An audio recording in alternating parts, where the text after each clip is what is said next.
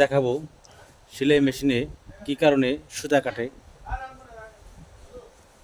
প্রথমে এর একটি সুতে লাগিয়ে আপনাদের দেখাবো।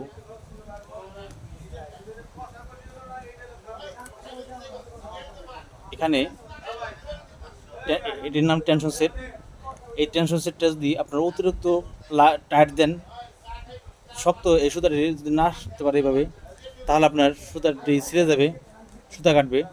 আবার এখানে যদি আপনার বেশি কেটে যায়, এখানে যে আপনার ছিদ্র দেখছেন, এই ছিদ্রের মাঝে অনেক সময় সুতার টানে, এই সুতার টানে আপনার এখানে কেটে যায়, তখন বারবার সুতা কাটে, সুতা ছিঁড়ে যায়। আবার এখানে আপনার যে সুইটি আছে, যে এই সুইটি অনেক সময় দেখা যায় যে আপনার এখানে যে গ্রুপটা, এই গ্রুপটা ঠিক থাকে না। আবার সুই উল্টে হয়, যেমন এটি আপনার শির আছে এখানে, এইদিকে শির, এই শিরটা সাধারণত বাইরে দিয়ে থাকবে। আর এখানে যে তেলতেলিটা আছে দেখুন, এই তেলতেলিটি এটি সাধারণত ওই ভিতরের পাশে থাকবে, এই ভিতরের পাশে। আর সবসময় লক্ষ্য রাখবেন উপরের যে এই সুইটি লাগানোর সময় এই উপরের নাট পর্যন্ত, এখানে একটা ছোট্ট একটা নাট আছে, এই নাট পর্যন্ত উপরে বাজিয়ে দেবেন যাতে নিচে না থাকে। আবার বেশি উপরে তো উঠবে না, যদি বেশি নিচে নামে যায় তাহলে আপনার সুতা কাটবে, ছেড়ে ছেড়ে দিবে, বিভিন্ন সমস্যা হবে। আর সুতা এটি সবসময় পরিমাণ মতো টাইট রাখতে হবে, যাতে এটি বেশি লুচো না বেশি টাইটও না, পরিমাণ মতন রেখে আপনার এই নিচে ববিন কেসটা আছে, ববিন কেসটা অ্যাডজাস্ট করতে হবে, দুটি আপনি সমানভাবে রাখতে হবে। আর এই সুইটি কীভাবে লাগাতে হয় তা দেখাবো। যেমন এভাবে ধরে এই তেলটি ভিতরে রাখবেন, আর শিরালাটা বাইরের দিকে রাখবেন।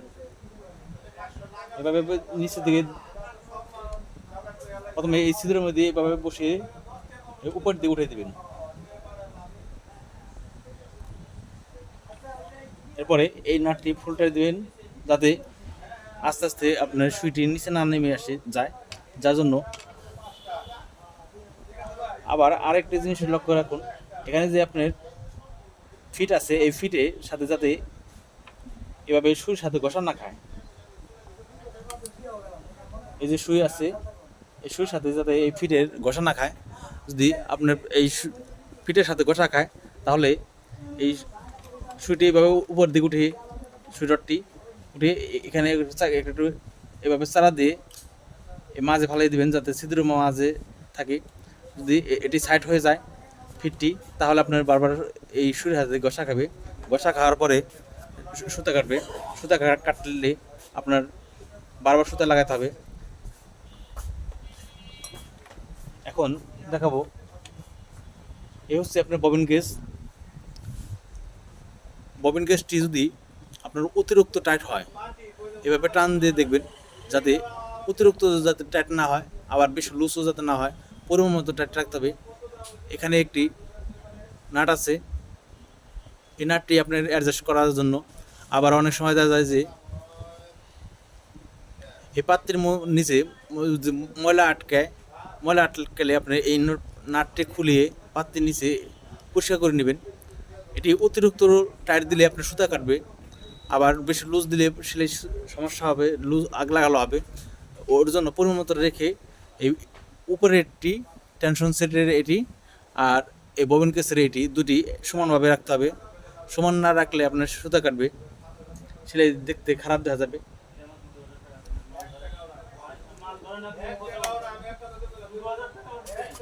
এখানে লক্ষ্য করুন, এর নিচে আপনার সেটিল আছে, এই সেটিল এখানে অনেক সময় পুরাতন হয়ে গেলে এখানে দাঁড় হয়ে যায়। ওই ক্ষেত্রে আপনার শীষ কাগজে দিয়ে এভাবে একটু ঘষিয়ে দিবেন, যাতে এখানে যে বালি বালি থাকে, দাঁড় থাকে, ওই দাঁড়টি যাতে না থাকে, ওটি সবসময় লক্ষ্য রাখবেন। যদি দাঁড় থাকে তাহলে আপনার শীষ কাগজ দিয়ে একটু ঘষে দেবেন, আর দাঁড় না থাকলে আপনার কোনো সমস্যা নাই। আর যদি সেটিং যদি অ্যাডজাস্ট না হয় তাহলে আপনার সুতা কাটবে, বিভিন্ন কারণে সুতা কাটতে পারে। এখানে আপনার অনেক সময় কেটে যায়,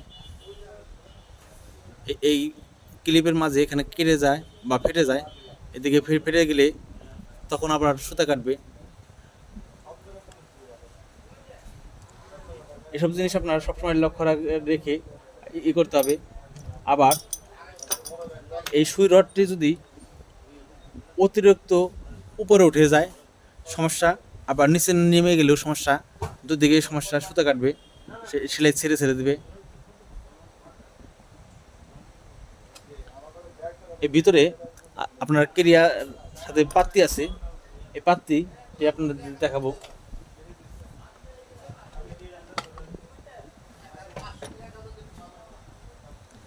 এখানে যে এই হচ্ছে আপনার কিরে পাত্তি,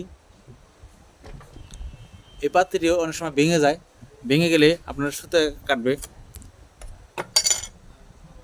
যে এই মাথাটি আপনার ভেঙে যায়, এই মাথা ভেঙে যাওয়ার কারণে আপনার সুতা কাটবে। যদি বারবার সুতা কাটে তাহলে আপনার সেলাই দেখতে খারাপ দেখা যাবে, বারবার জোড়া দিতে হবে। একটা কাজে যদি 2-3 বার সুতা কাটে বা 4 বেশি কাটে তাহলে আপনার সেলাই দেখতে খারাপ দেখা যাবে, বারবার এক জায়গায় ঘন ঘন ফোর করবে। এইসব আপনারা লক্ষ্য রেখে মেশিনটি নিজেরাই অ্যাডজাস্ট করে নেবেন। আপনারা সবসময় লক্ষ্য রাখবেন এখানে যদি কোনো ময়লা থাকে তাহলে আপনার সুতা কাটবে, এই শাটলটি ঘুরতে পারবে না। শাটলটি যদি না ঘুরতে পারে তাহলে আপনার এখানে এই জিনিসটা না ঘুরতে পারলে সুতা কাটবে, সেলাই হবে না। কেরাটি যে দিকে আছে তার উল্টা পাশে এই শাটলটি লাগিয়ে নেবেন। এটি সুন্দর করে লাগাতে হবে যাতে আপনার কোনো চার না বাজে, চার বাজে তাহলে সমস্যা। এরপরে এই ক্লিপটি এভাবে বসিয়ে নেবেন, বসিয়ে রেখে এভাবে রাখলে হবে না, এর উপরে উঠে দিতে হবে এভাবে। এরপরে এখানে একটু তেল দিয়ে নেবেন যাতে এই শাটলটি এভাবে মুভ করতে পারে।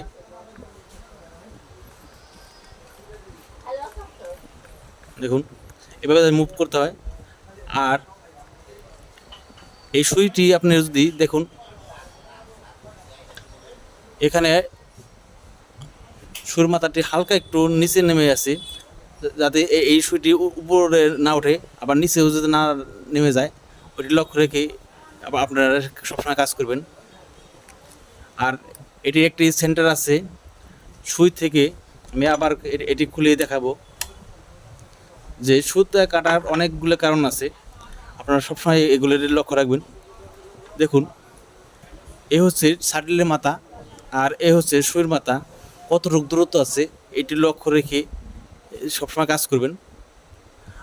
কারণ অতিরিক্ত যদি এই শাটল পিছনের দিকে যায় আবার সামনের দিকেও আসে সমস্যা, দুই দিকেই সমস্যা, সুতা কাটবে, সেলাই ছেড়ে ছেড়ে দিবে। এগুলো সবসময় খেয়াল রেখে আপনারা কাজ করবেন। এরপরে আবার এটি লাগাই নিলাম।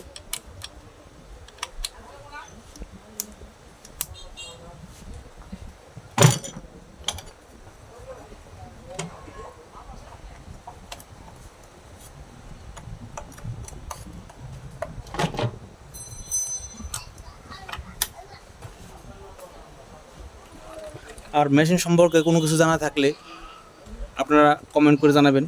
যে এ ধরনের ভিডিও ভালো লাগলে লাইক, কমেন্ট, শেয়ার করবেন এবং নিত্য নতুন ভিডিও পাওয়ার জন্য সাবস্ক্রাইব করে রাখবেন। এ ধরনের ভিডিও আমার আরও আছে, আমি আশা করি তা দেখবেন। এই ভিডিও প্রথম থেকে শেষ পর্যন্ত দেখার জন্য সবাইকে ধন্যবাদ।